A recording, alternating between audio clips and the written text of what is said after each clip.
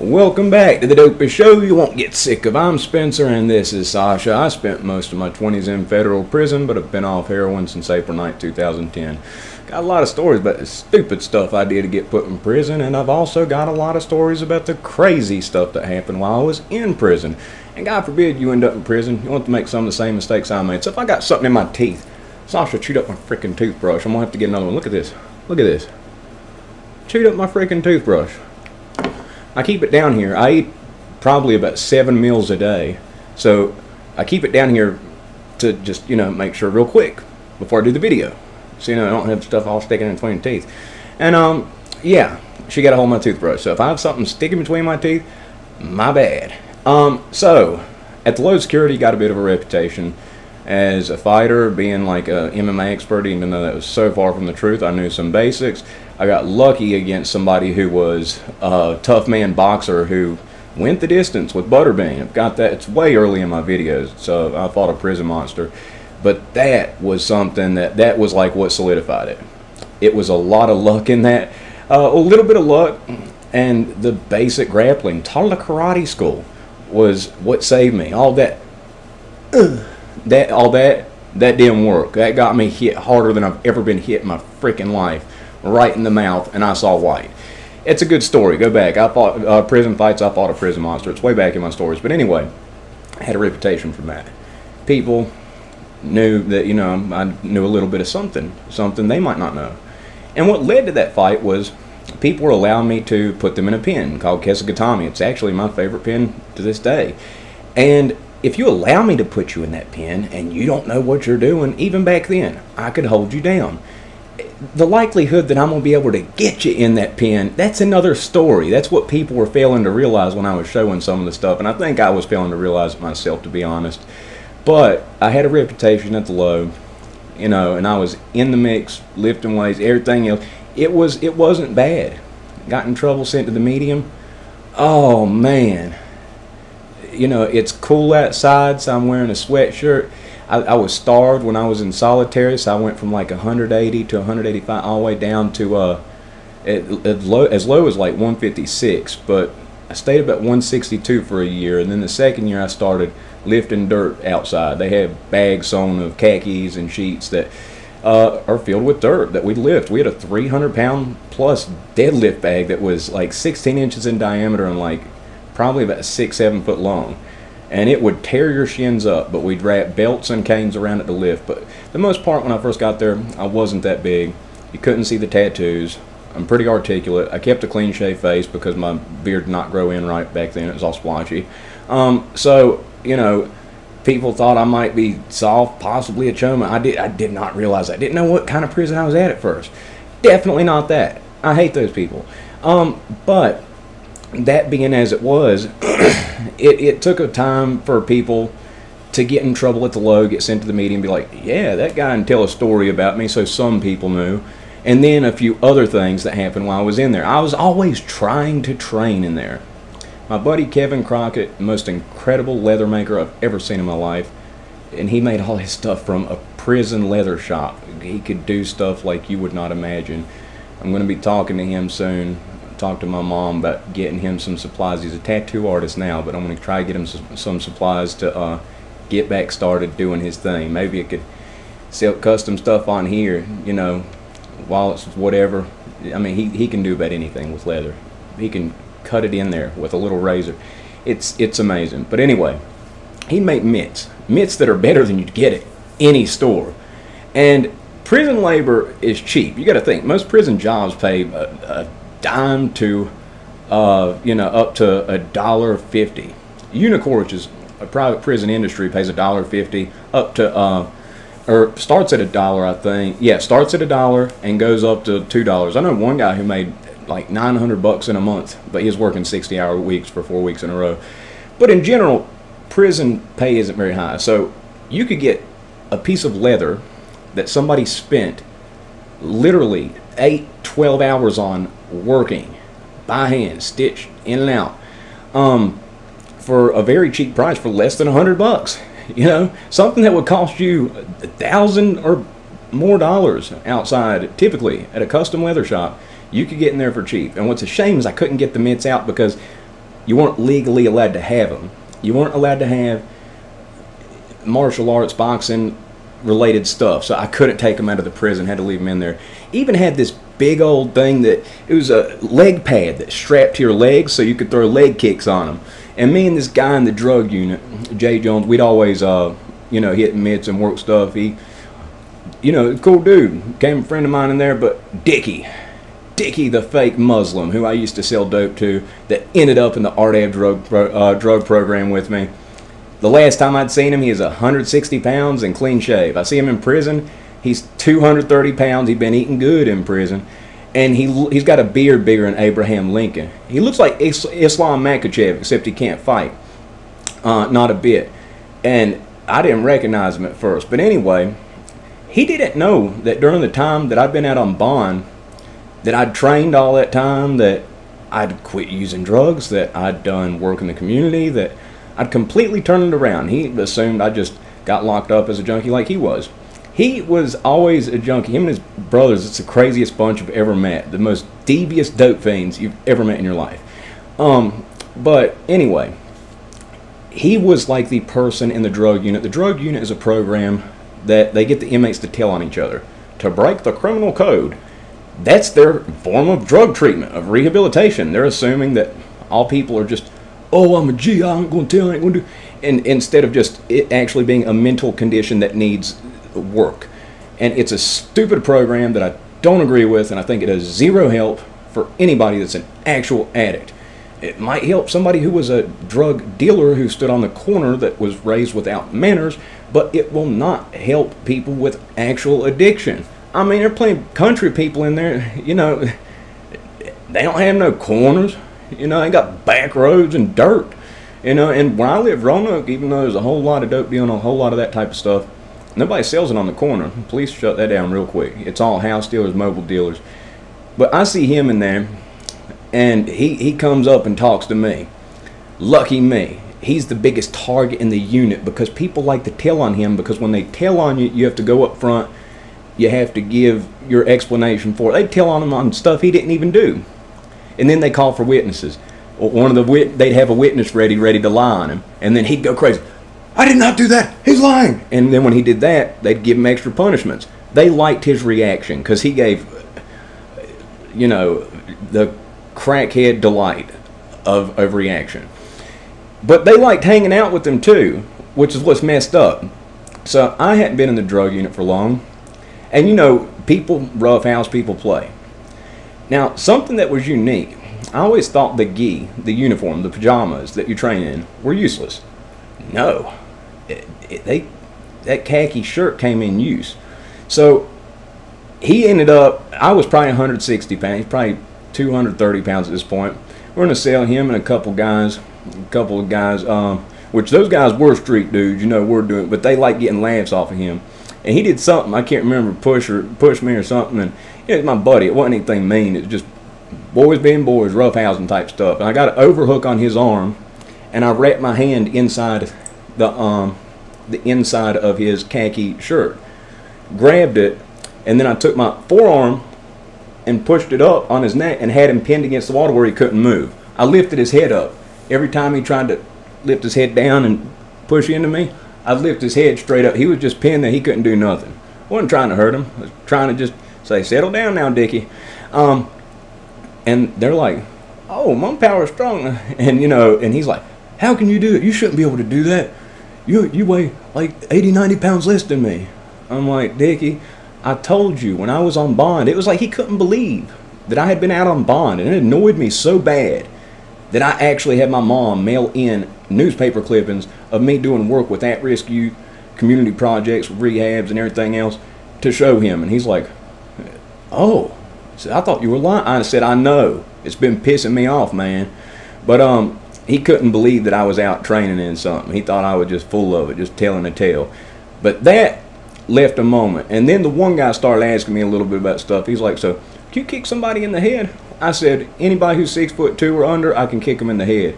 Those bobs, the torso that they have in martial arts gyms, that's mostly a laughable thing at most gyms. That's like something real martial artists like usually laugh at.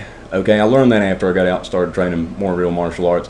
Any teacher that's telling you about it takes this many pounds to break a kneecap, okay, no. That's usually not a place you need to be. And that's the place I was at before I went in. But some of the 10% was very useful. 90%, all that, all that, no, that didn't work. So, you know, I got used to kicking that bob, which you can adjust the settings, so it did let me know how high I could kick, and I could throw, you know, a head kick on that when it was registered at 6'2". So, you know, and I could also, I stretched probably around 90 minutes a day back then. I took a Bill Superfoot Wallace seminar, and he has the fastest kicks in history. I've got my picture with him. The dude is a legend. He was an undefeated kickboxer, fastest kicks ever recorded. He only kicks with one foot, only throws 3 kicks, and he only throws 2 punches, you know, and he's that good at the few things that he's that good at. And even at 67 years old, I watch him beat up 20-year-old black belts mercilessly. I went in the locker room at the seminar, and I just went back to take a leak. He's getting changed in his uniform. This 67-year-old had a 6-pack. I was pudgy at that time before I went to prison. I was like, look at him, and I looked at myself. I was like, I'm ashamed of myself. 67-year-old man makes me look like trash. But yeah, that dude was about it. And he said he stretched 90 minutes a day. That was his key to it. And so I started stretching that, and I could hold a side kick, just leave it hanging in the air at head level. And I showed them a couple things like that, a couple guys. It doesn't hurt to have that word around. And, you know, there were a couple incidents at the medium, but ultimately what ended up happening, like all this leads to this, it's not as known among everybody that, you know, I might be able to fight a little bit. It's not known. You know, it's a big prison, the medium. It's a lot bigger than the low security. Low security's got like 7 buildings. The medium has 12 units. It's a lot of people. I mean, it's just shy of like 2,000 people. It's 1,600 to 1,800, I believe.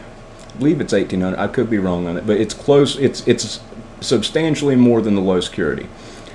So when I first got there, I let this idiot who went by Cricket, he'd come up, talk to me, and when I was in peel line, I'd been standing there waiting, and then he'd just kind of cut the line, act like he was talking to me.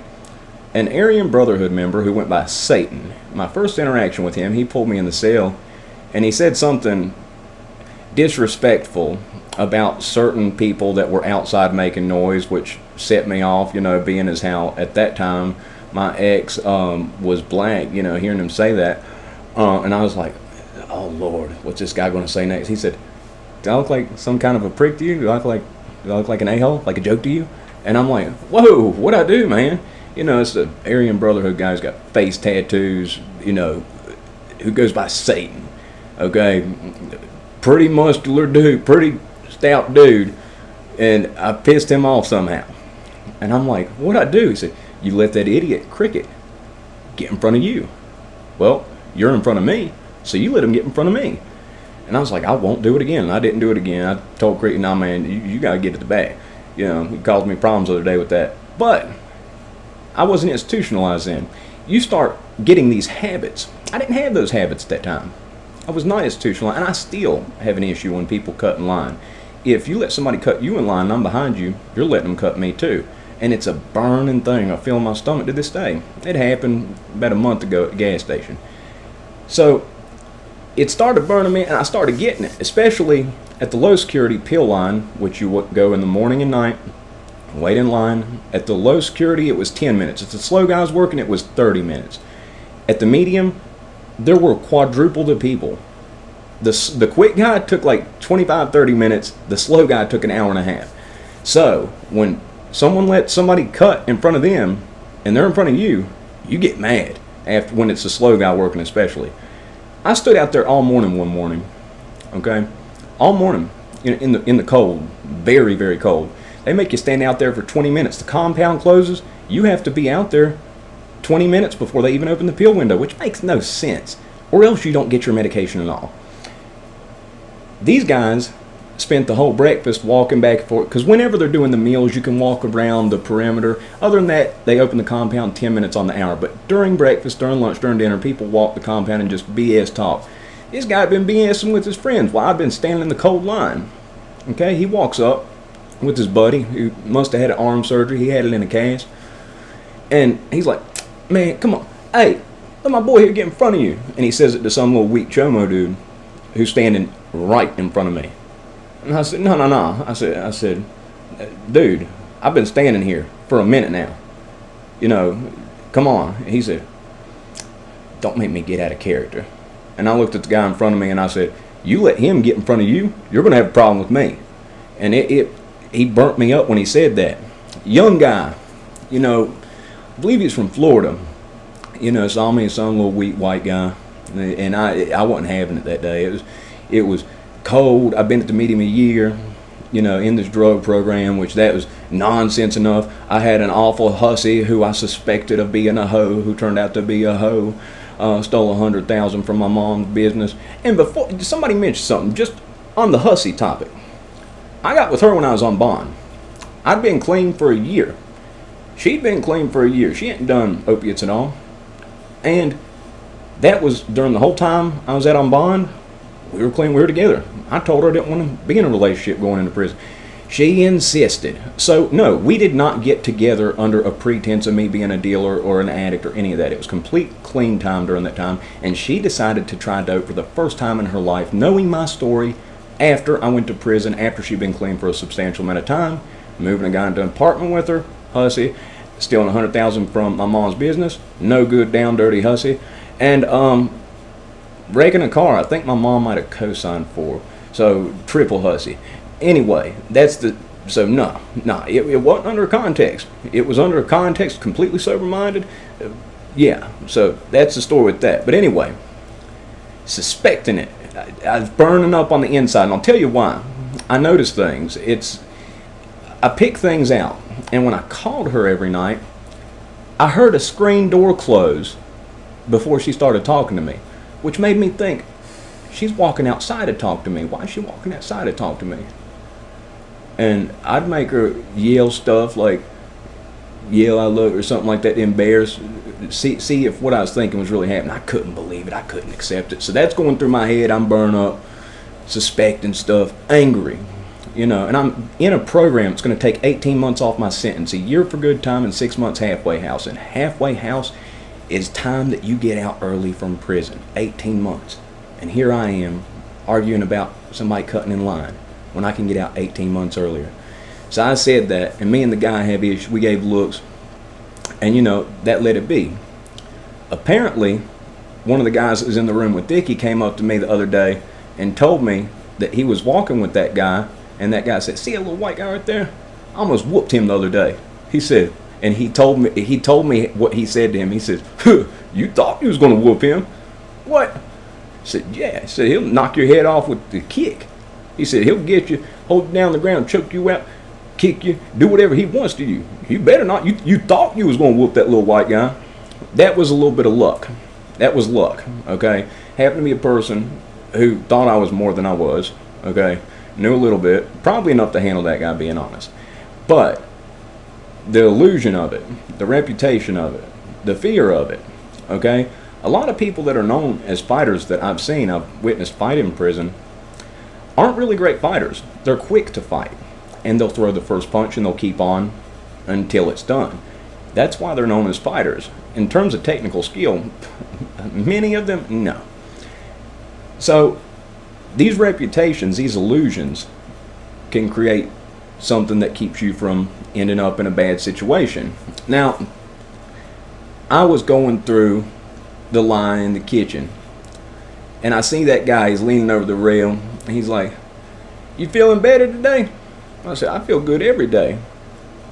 He said, yeah, man, the other day, you know, there's just a lot going on. I said, I don't have any problems. It's just, you know, I stood out there in the cold all that time for somebody to walk up. And another thing, his buddy who had the arm thing on, the big reason that was, oh, nah, was because that guy was taking pain medication, as opposed to my medication, which takes 10 seconds for the quick guy, a minute and a half for the slow guy to get. It takes him twice, triple as long, because they have to take his ID, scan it, get this special bin to pop out when he scans the ID, and the slow guy's working. It would have added probably 6-7 minutes onto my time, because when you get narcotic medication, it's put in a special bin. They have to pop it. It's a whole process to it. His buddy had a broken arm, okay? You know, and it sucks he had a broken arm. He should have been standing up there first in line if he needed it so bad, okay? What my fault about that? I wasn't gonna stand in that. And you know, and I mentioned, I said, man, he takes pain medication. You know, I'd be stuck out there, said as cold as could be. I've been standing there all morning. Said, I got stuff going on. Said, I'm just wasn't in a good mood, man. I had somebody try to cut me in line. I said, you know you're not supposed to do that. He's like, I know, man. He said, you know, just making sure me and you's good. You know, and said, maybe you show me something someday. He didn't mean that. He was just trying to be nice, play nice.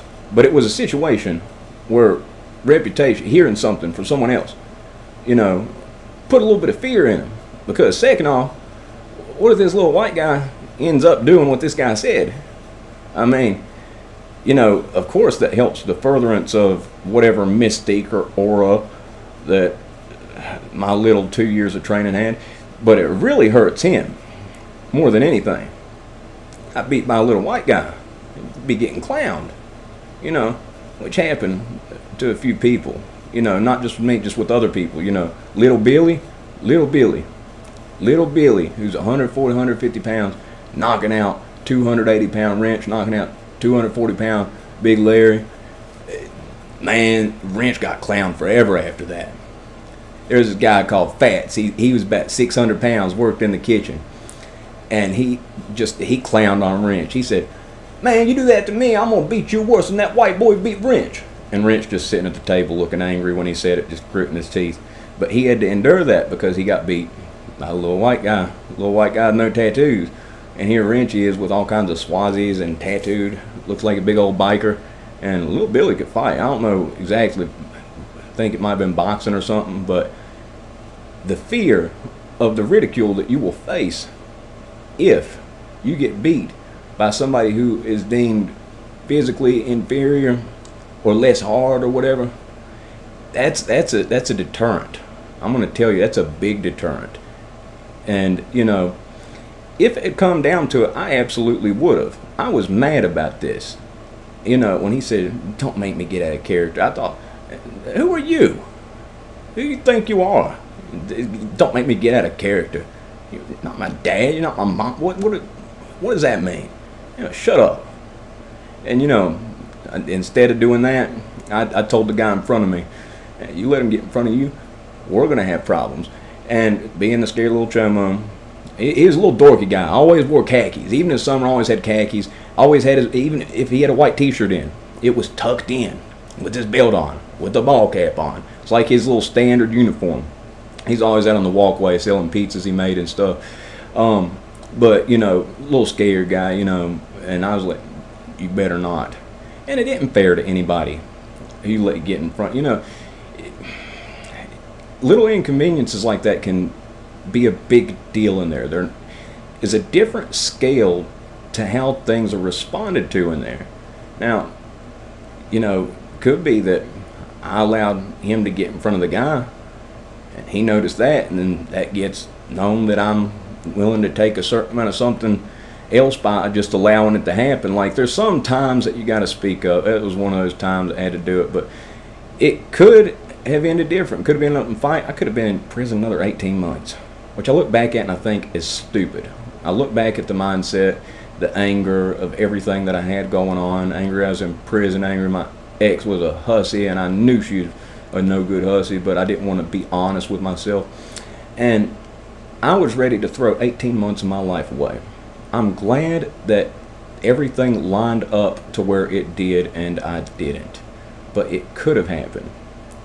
And thinking back on that makes me shake my head at myself a little bit.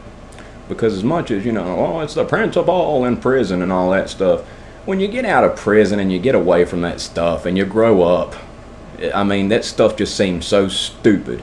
I mean, seems so ridiculously stupid. Oh, it's about the principle.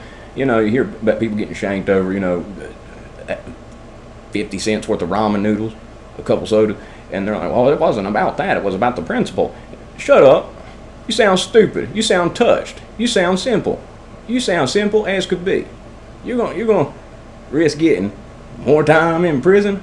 Or you're gonna bust them. You might have to take to that place and get another 1, 2, 5, 10 life if something bad happens. Because you have to match whatever that person's bringing. And if that person's ready to bring everything and they got steel on them, you're going to have to fight with that, and you might have to take that from them. You might have to use it against them. You might get a life sentence. You know, a lot of growing up, you know, that people do after they get out. Some people don't do the growing up. They go back, you know. And some people get out and they just try to hold on to that. It's so hard for me to listen to certain people talk, you know, in this whole prison genre. I never thought I'd be a prison YouTuber, you know, like, and then I started watching, I'd never watched him before. 23andMe was the first one that I'd ever watched, but Jay Williams, you know, had a long ride to and from North Carolina, 5-hour round trip, go train with Paulo, and I started putting it on. And if I hadn't ever listened to that, I wouldn't be sitting here talking to y'all, and I'd be a hermit doing the same thing, training and coming home, you know, working out obsessively. Anytime I get a panic attack, go up there and do, you know, do my little burpee workout that I do that gets me so winded that I seem like I'm hyperventilating. The first time I did it, Casey walked in and she thought she was going to have to call the ambulance, and I'm like, you know, but that's what I do. It's kind of like how a cutter cuts. I work out until I feel like my lungs are on fire, work out until and then after that I feel better. And you know, people talk about cravings, you know, I know it's just an off thing, but after so long, you don't have cravings anymore. You recognize them as a panic attack and as something that'll pass as an addict, you know, or just a mood that'll pass. Don't have cravings. I have panic attacks, I have little downtrodden, but I know it's going to pass. But anyway, that was my little random rant. I always try to throw something in for, you know, an addict that's going through something to know that it does get better in time. It takes time. It takes time. After a year, you're 90% better. And then that other 10%, it gets a little less every year, but there's certain things that stay there and linger, but it does get better. So anyway, if you like the video, if you think I earned it, press the like button. But if not, that is 27 minutes and 27 seconds of your life in which you will never get back. And when I do this, somebody thought I was spitting when I did that. I was spitting in my house like some type of Viking or something. No, I did it a little bit. I've been working on it because I thought people think I'm spitting in my house, but I did not just now. I've been altering how I did it. I kind of did it like the old way. I'm not spitting in my house. What am I going to do?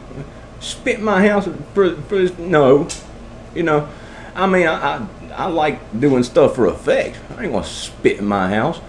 Nah. So just figured throw that in there. But yeah, if you like the video, press the like button. If not, I do apologize. 60 days in, got another episode I hadn't watched yet. If it does, you might get a third freaking video today. Been keeping up with that, with my opinion. Lord, some people's image of hard, you know, because what, you lift weights and you have tattoos, you're hard, you know, go in there. That one Latin King dude that bullies them people annoys the piss out of me. Annoys me to death, you know. People who put people down to make themselves look cool and humiliating them on national television. It'll always be there.